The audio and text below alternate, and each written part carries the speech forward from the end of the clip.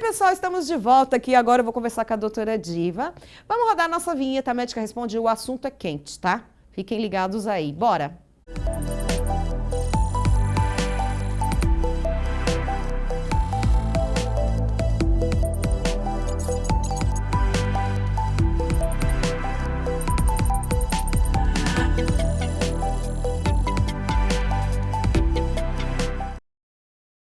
Bem, pessoal, doutora Diva Monteiro. Doutora, como é que tá? Boa tarde, audiência. Então, tá bom. Bem, hoje nós trouxemos um tema, gente, já pode jogar aí na tela. Nós vamos falar de um alerta muito importante a respeito de cannabis, que na verdade nós estamos falando de maconha. É um pouco chocante, mas não é isso. É uma conscientização que nós queremos fazer aqui no Tarde STV. Atenção, jovens, atenção, pessoas que estão viciadas. Doutora. O que eu vou trazer hoje é um alerta, principalmente para os adolescentes, que não têm o cérebro preparado ainda para usar determinadas drogas, né? Então, eu vou vou dar uma introdução para saber qual é a posição hoje da cannabis, dos estudos da cannabis. Então, o cannabis é conhecido há mais de 6.000 anos. E ele nasceu lá na Malásia, ele era uma planta da Malásia, e ele foi introduzido no Brasil na época de Cabral. Pedro Álvares Cabral que trouxe? As naves trouxeram, porque o cannabis, ele tem muitas variedades. Então, vamos lembrar que a orquídea também tem variedades de orquídea. O cannabis é a mesma coisa. Então, no Brasil foi trazido o cânhamo, que é uma variedade da cannabis, é uma cannabis sativa, né? E ele veio através do quê? Porque essa espécie tinha muita fibra. Ela era usada para fazer cordas nas naus, era usada para tecidos, era usada para uma série de coisas. E até hoje ela é usada para cosméticos, para alimentação e para suprimento nutricional.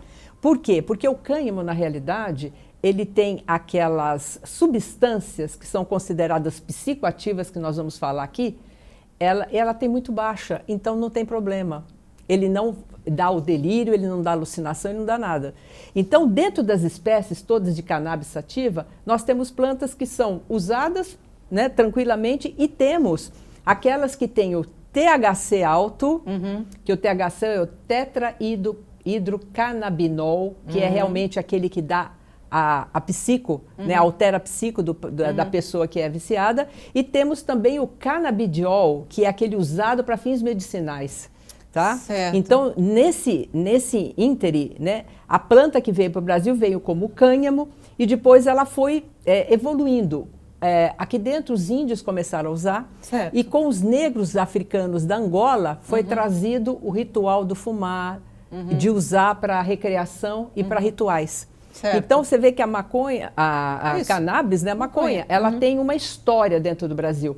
Mas na época em que ela foi introduzida, os negros angolanos traziam, os índios usavam e os escravizados. Então ela foi colocada como uma droga à margem, como uma substância que era usada só para pessoas marginalizadas. Então criou essa imagem que era uma coisa ruim, quando na realidade ela tem propriedades boas. E é essas medicinais que estão sendo faladas. Bem, por que a gente trouxe esse tema, pessoal, super delicado? Porque agora está sendo utilizado o lado positivo da cannabis no tratamento terapêutico de doenças sérias. E até o SUS, isso está em discussão para que haja esse tratamento para todas as pessoas. Isso tem uma polêmica porque tem sempre os dois lados, né, das opiniões divididas, né, doutora? E o que você acha sobre isso, de usar para fins medicinais? Não, ela é uma substância incrível e, como nós vamos comentar, ela age no cérebro, né? Nosso cérebro tem a córtex pré-frontal, que é uma córtex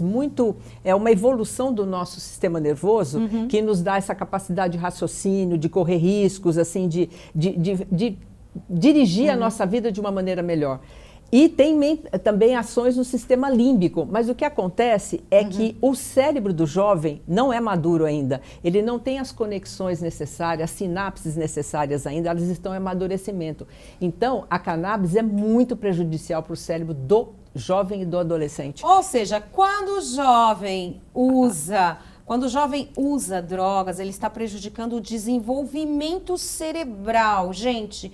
Então, é prejudicial à saúde. Sim, né? Então até os 25 anos o cérebro começa, ele evolui para a maturidade. Aos 25 anos, entre 23 e 25 anos, ele está maduro. Então, a partir daí, algumas posições sobre o cérebro adulto, usando ou não cannabis, nós vamos discutir na segunda-feira, né? Tá, então, o que afeta no ser humano que usa no ser humano. Então, o que é importante passar é que o adolescente é que procura geralmente a cannabis, que ela é mais fácil para adquirir. Então, é nessa faixa de idade que nós temos lesões cerebrais pela cannabis. Isso existe, isso não é brincadeira, isso é uma coisa muito séria.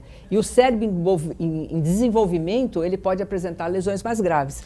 Certo. Então, a pessoa pode ter um problema, por exemplo, um jovem que se viciou ou que usa constantemente droga, ele pode ter um problema cerebral futuro de não conseguir se concentrar? Ele pode ter o quê? O que vai abalar? O aprendizado, a memória e o sentimento. Certo. Porque além dessa córtex pré-frontal que nós temos aqui dentro o sistema límbico, que é o sistema das emoções. Uhum. Então, essa pessoa vai, ela vai ter principalmente o sistema de recompensa e o sistema emocional comprometido. Por exemplo, quando você faz alguma coisa boa, por exemplo, você termina seu programa foi bom, te dá prazer. Eu vou tomar um café, esse é o meu prazer.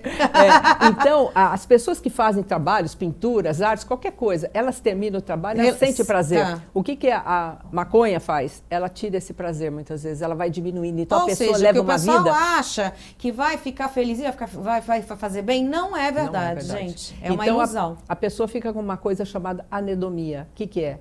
É a falta de ter prazer nas coisas. Então, ela começa a buscar cada vez mais coisas que lhe dê prazer, né? Ela fica assim.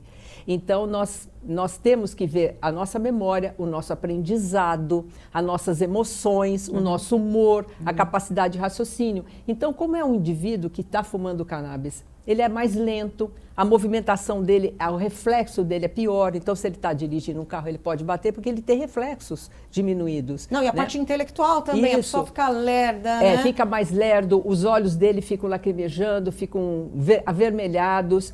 Ele tem uma série de dificuldades de entender numa conversa, está tendo uma conversa com ele não tem capacidade de entender muitas vezes o que você fala, ele é mais lento para entender. Isso então, quando a pessoa está sem a droga, ela já fica lesada.